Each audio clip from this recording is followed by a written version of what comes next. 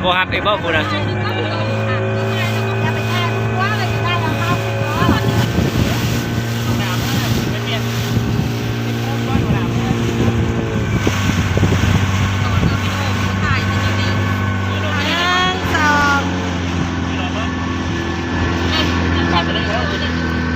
ไปวิดีโอวะ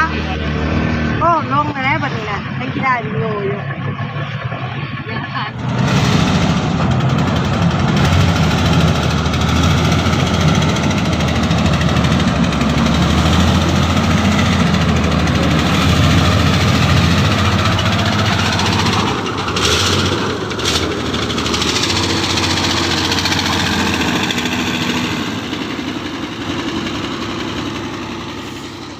ขับดีๆเด้อขับดีๆเด้อ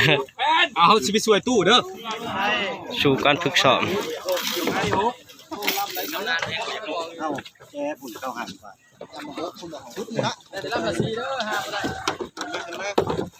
อย่ามาห้าไม่ไปหกยิงเด้อเอานิ่มๆเนาะแฮกออกนะแว่นจักไว้รุ่นแฮกออกนะแว่นค่ะคนละติดจักไว้รุ่น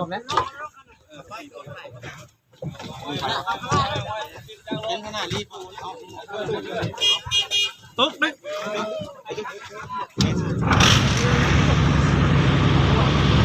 สมองท่าแก้เสื้อเด้อแก้ลงรถ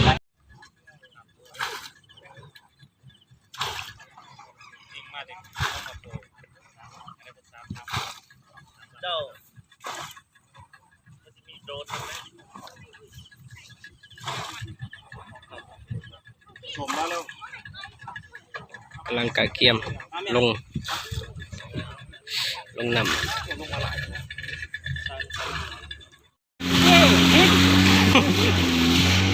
สปีด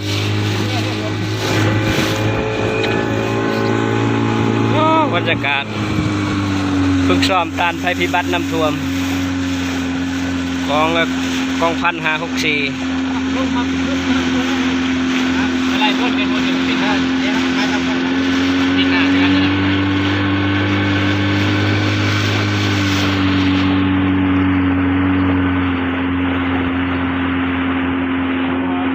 ใครจะรู้เนาะเราเจ้าเราป่าเนาะป่าดีเต้นครับป่าอย่างเบิ้ลแล้วป่าอย่างเบิ้ลอย่างกันลงเนื้อใหญ่เลยแต่ละปีเนาะก็ได้ทำเรื่อง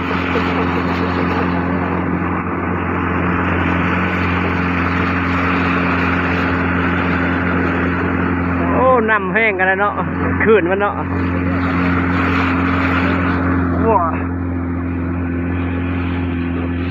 เรือน้อยลงฝึกซ้อมมื้อนี้4 ลำแล้วก็เรือใหญ่1 ลำ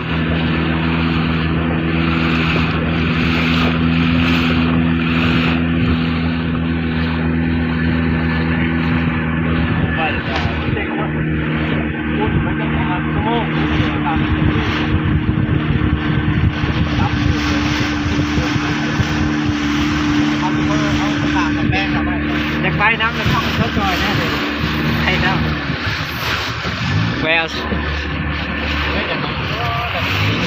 เข้าจอยนี่เราคิวเข้าจอยได้แล้วอ่ะ13ครับนะก็ได้จ่ายไปค่อยดิ้งแดงหมดนะครับขึ้นบ่เป็นนั่งคือพรลงไหมลงจากหัวเรือลงจากหัวเรือเอาไปเลยเลยสดเลยสดไปมาไปด้วยว่ะเดี๋ยวมาเลยที่จะแน่บนหน้าเราเป็นที่นะตอนนั้นน่ะที่ไม่ได้เลยบอลโอ้ยตัดใหญ่ได้ยังไม่ขี่จักรยานเลยขี่กันใหญ่เดี๋ยวเราสดเลยนะอันใหญ่จอดอยู่น้ำไรสุดอะไรเดี๋ยวก่อนขี่มาได้บ่เครื่องมันนอกแล้วเจ๊ยังไปไหมไม่จอยนี่นั่งเถอะนี่นั่งขอบใช้เสื้อน่ะแอมเสื้อได้ไหมไม่กูบ้ากับเชียร์ชะละเลยเนาะใช่ป่านนี้บอลไรสุดได้ครับได้นี่เสื้อก็ไม่ได้ป่ะใช่ไรสุดไป จักว่าแล้วแกงมันนี่บอกว่า ร้านเราก็มี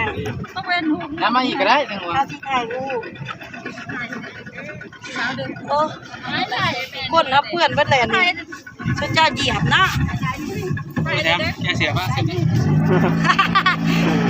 ถ้ามาปั้นแน่นนักนะ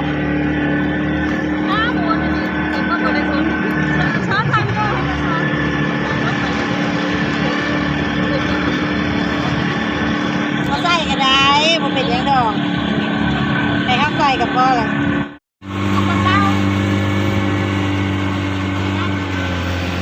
เอาไม่เห็น เก่าคนเก่า เอาครับตัวเพิ่งของ เดี๋ยวคนเก่าเองเราขอพาสร้าง คนเก่าวะ อันนี้ ว่าจะขึ้นนี่ นี่ก็โอ้ย คนแรก คนเก่า กินก่อนแล้ว มาบ่ฮับอีกบ่คุณน่ะ อย่าไปแช่ทุกว่าเลยจะได้ยังเข้าเอาก่อนแล้ว ไปส่ง บ้านเท่ากับเขานี่เขา ไอ้น้องนะครับพัน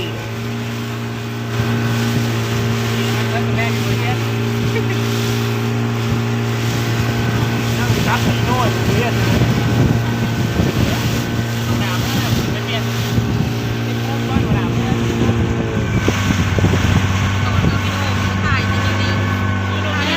สอง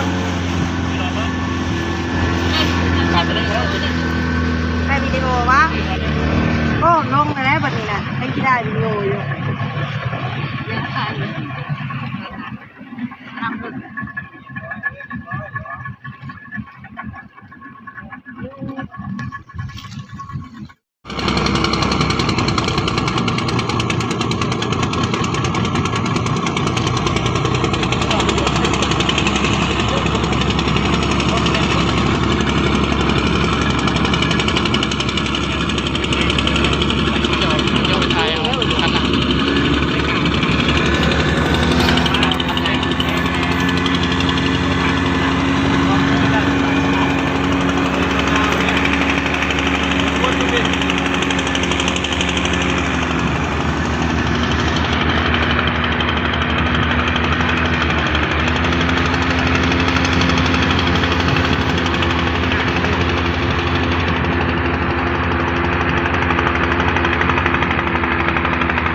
ไล่มาเลยไล่มาเลย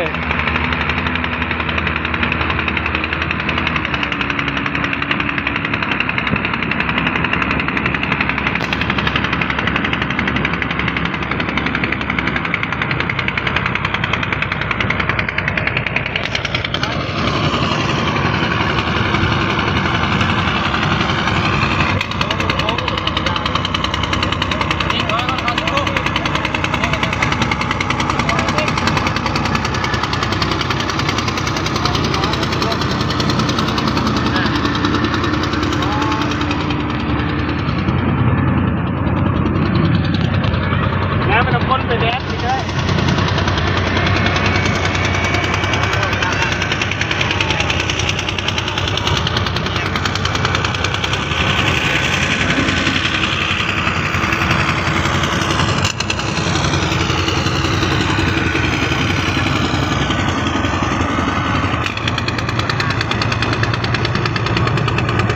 โอ้พุ่งที่ดินเลยสิ